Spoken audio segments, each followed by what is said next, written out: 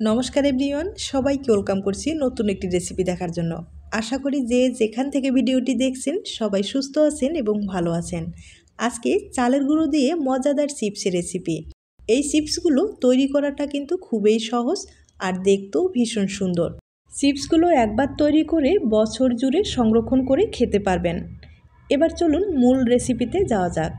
প্রথমে চালের গুঁড়োর একটা ডো তৈরি করে নিতে হবে। ফ্রাই প্যানে পরিমাণ মতো জল দিয়ে হালকা একটু লবণ দিলাম, আর জলটা ভালোভাবে বলক আসলে এ পর্যায়ে চালের গুঁড়ো দিয়ে দিতে হবে।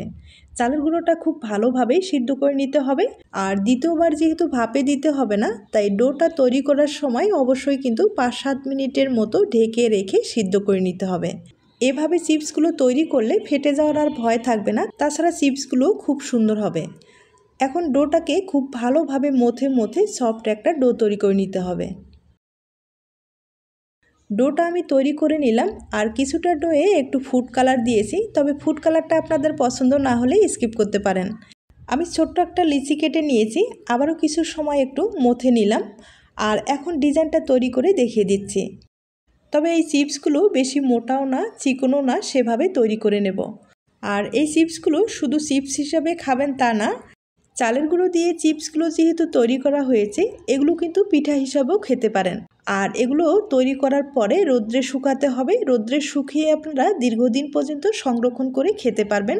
আর যখন খেতে ইচ্ছে করবে তখন কিন্তু তেলে ভেজে চিনির শিরা অথবা গুড়ের শিরা তৈরি করে খেতে পারেন।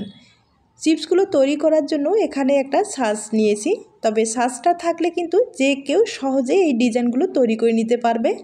আমি অল্প পরিমাণে একটু এখানে চালের গুঁড়োটা ব্যবহার করলাম, কারণ চিপসগুলো কিন্তু খুব ইজিভাবে উঠে আসবে। আর তেলটা ব্যবহার না করাই ভালো হবে।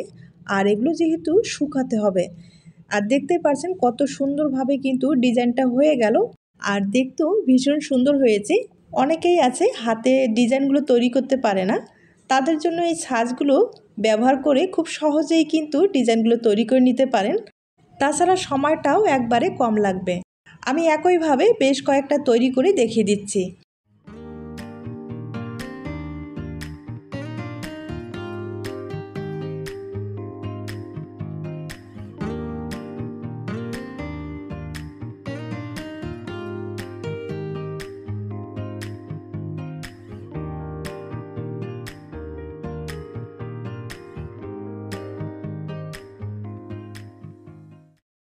এবার একটা কুকি কাটার দিয়ে সাইডগুলোকে একটু সমান করে কেটে নিচ্ছি, আর চিপসগুলো তাহলে দেখতে কিন্তু ভীষণ ভালো হবে।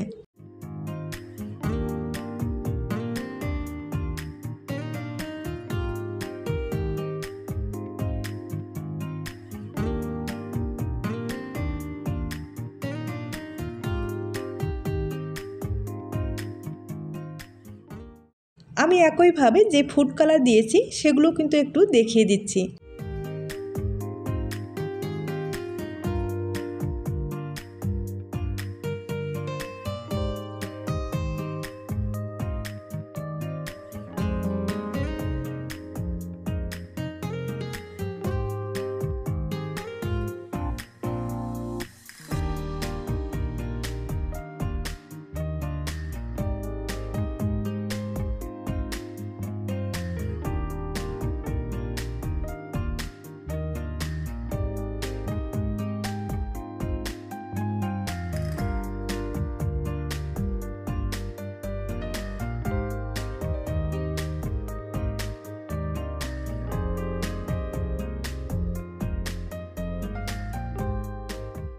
চিপসগুলো তৈরি করা হয়ে গেছে, একবার দেখিয়ে দিচ্ছি।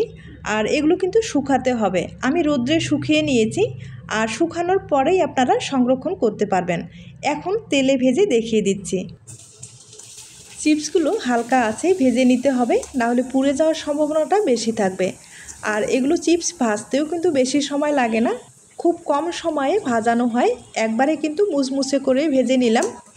আর চিপসগুলো ভেজে নেওয়ার পরে আপনারা চাইলে আপনাদের পছন্দ মতো যে কোনো মশলা ছড়িয়ে কিন্তু খেতে পারেন, তাতে চিপসগুলো খেতে ভীষণ ভালো লাগবে। এখন আপনাদের ভেঙে দেখিয়ে দিচ্ছি। আর বেশি চিপস কিন্তু ভাজিনি, কয়েকটা ভেজেই আপনাদের দেখিয়ে দিলাম। আর দেখতেই পারছেন ভাজানোটাও কিন্তু খুব সুন্দর হয়েছে। এখন আপনাদের ভেঙে দেখিয়ে দেব। তার আগে ছোট্ট একটা রিকোয়েস্ট থাকবে, যদি রেসিপিটি ভালো লেগে থাকে একটা লাইক দিতে পারেন। তাহলে আজ এ পর্যন্ত, নতুন রেসিপির সাথে আবার দেখা হবে। সবাই ভালো থাকবেন, সুস্থ থাকবেন এবং নিরাপদে থাকবেন।